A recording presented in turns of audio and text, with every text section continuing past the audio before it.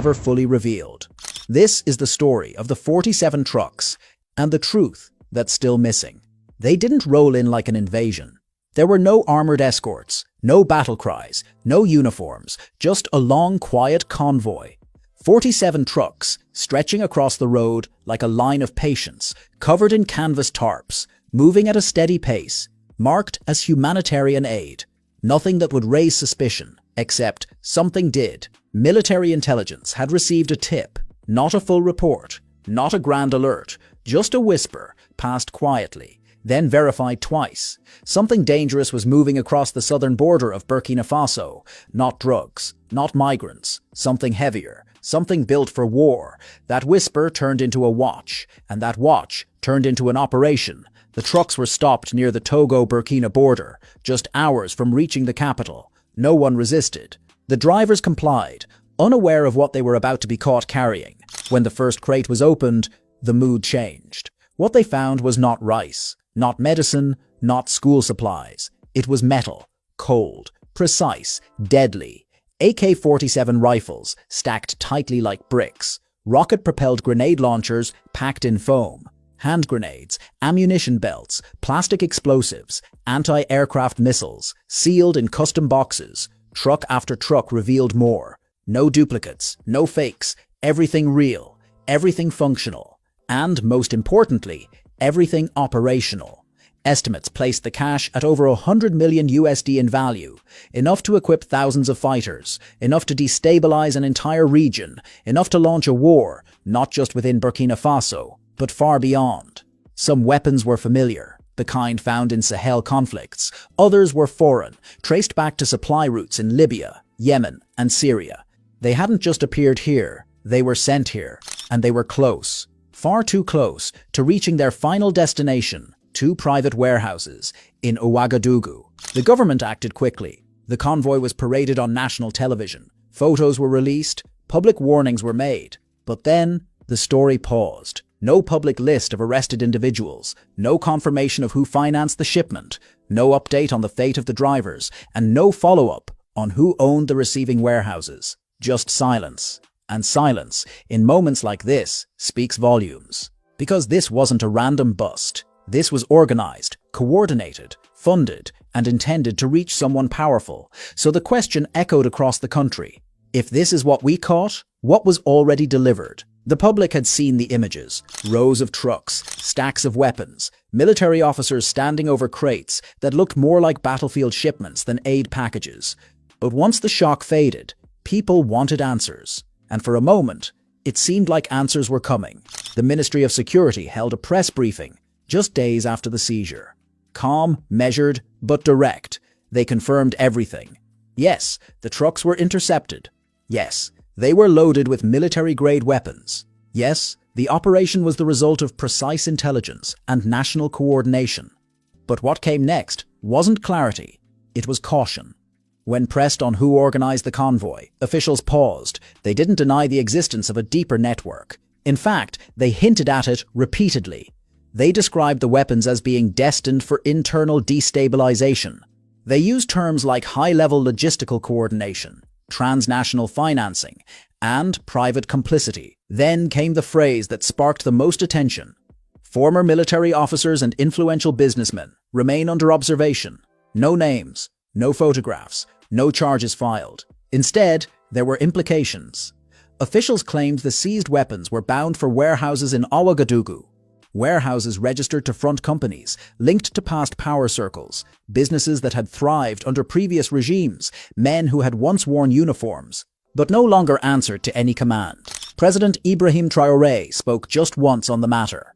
A short broadcast, calm tone, firm eyes. The enemies of the revolution no longer wear uniforms, he said. They wear suits. They hold contracts. They smile in public and plan in private.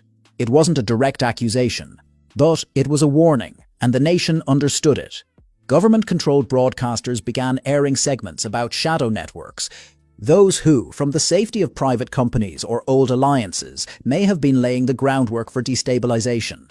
One official suggested the weapons were meant to spark a wave of unrest, possibly orchestrated to undermine Traoré's anti-corruption drive and foreign policy shift. Another said the scale of the operation pointed to external funding, potentially funneled through regional shell networks. But even then, no concrete accusation, and no arrests publicly disclosed. The people waited to see a list, waited to see trials, waited for full accountability, but day by day, the government's statements grew shorter and less frequent. And in that silence, suspicion grew louder. Was it because the truth was too dangerous to say? Or because some doors, even for a revolutionary government, are too risky to open? The state had seized the trucks, but they had not yet seized the names. And until they did, the story remained unfinished. The official story confirmed the seizure. But the real mystery began after the trucks were parked and the cameras turned away. Questions swirled, not just about the weapons, but about how such an operation was even possible. How do 47 trucks, filled with enough firepower to overwhelm a national defense force, move across borders unnoticed? How are they registered, financed, and cleared without a single alarm triggering? Until the final moment, Burkina Faso's Ministry of Security revealed something chilling. The drivers were not insurgents, they were ordinary men. Most were from Togo, Ghana, and Burkina Faso itself, hired through logistics intermediaries to haul sealed cargo across the region. They weren't told what they were transporting. They were given documents, paid in advance, and instructed to meet at 3 consolidation points before entering Burkina Faso's southern region, where they would travel in one coordinated convoy. Authorities say this wasn't improvised. It was planned. Each truck carried nearly identical documentation, official stamps, customs declarations, and manifests, labeling the contents as non-perishable aid. Some of these documents were forged. Others, shockingly, were likely real, possibly issued by corrupted border officials or using credentials from registered aid organizations. But even more shocking was where the convoy was going. The final destination wasn't remote. It wasn't hidden in the forest. It was Ouagadougou, the capital. According to sources inside the investigation, the weapons were meant for 2 massive warehouses in the city's industrial district, properties registered under private holding companies, companies that, on the surface, dealt in commodities, import-export, and real estate. But when investigators tried to trace ownership, they hit walls. The companies had no active websites, no verified board members, no regular business activity, just large buildings, guards with no name tags, and financial histories that led to former officials and ex-military figures now living in quiet retirement, or in some cases, abroad.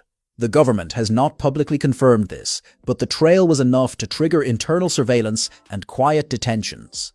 Still, no names, no trials, no televised investigations. And the trucks, they were moved, quickly, to an undisclosed military base outside the capital. One journalist who attempted to photograph the impounded convoy was detained, questioned, then released with a warning. The matter is sensitive. Social media filled the void. Some claimed that not all trucks were caught. Others speculated that this wasn't the first shipment, just the first one that got intercepted. Rumors began to circulate that a second convoy had already slipped through, weeks earlier, using the same route. None of it confirmed, none of it denied.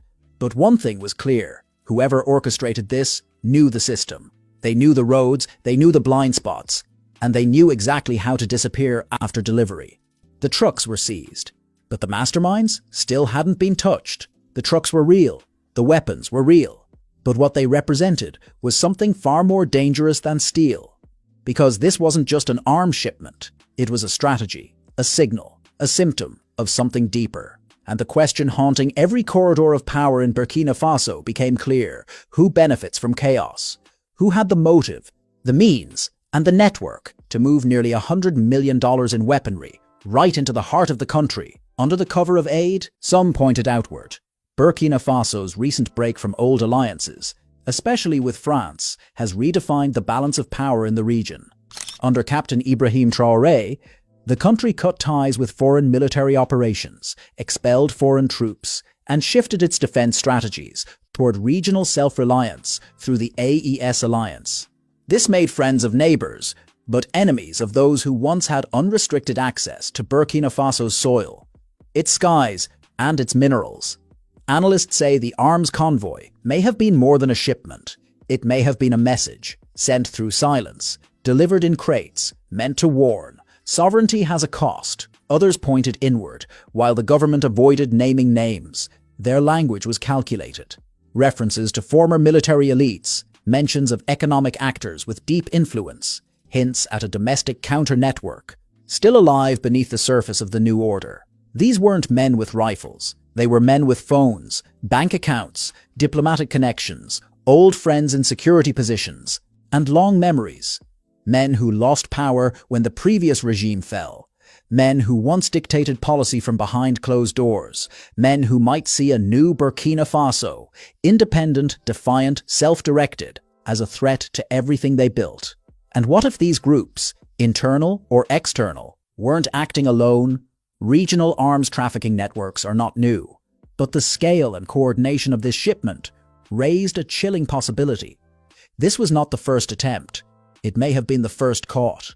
One intelligence officer, speaking anonymously, suggested the seizure was just the tip of something larger, a supply chain, one that begins far beyond Burkina Faso's borders and ends in private warehouses near the capital. So the question isn't just who sent these weapons, it's how many are already here, and who's waiting to use them. Because while the soldiers stand guard in the forests of the east, and while Burkina Faso rebuilds its alliances and its defenses, some battles are being prepared in silence, and sometimes the next attack isn't a bullet, it's a shipment, and it's already on the move. Weeks have passed since the seizure. The trucks have vanished from public view, the headlines have quieted, and the country has returned, at least on the surface, to a fragile calm. But underneath that calm, something lingers. The weapons are gone, but the questions remain. Where exactly did the shipment originate? Who coordinated the logistics? Who signed the papers? And why has no one, not a single individual, been named or charged? Burkina Faso's government says the investigation is ongoing. That discretion is necessary. That revealing too much could compromise national security. Maybe that's true, but in a time of revolution, when the country is redefining itself, standing against foreign influence, purging corruption, and reclaiming control over its resources, silence becomes its own kind of story, and the silence around the 47 weapon trucks has been deafening. The people were shown the hardware, but not the full story. They were told this was a victory, but not who lost.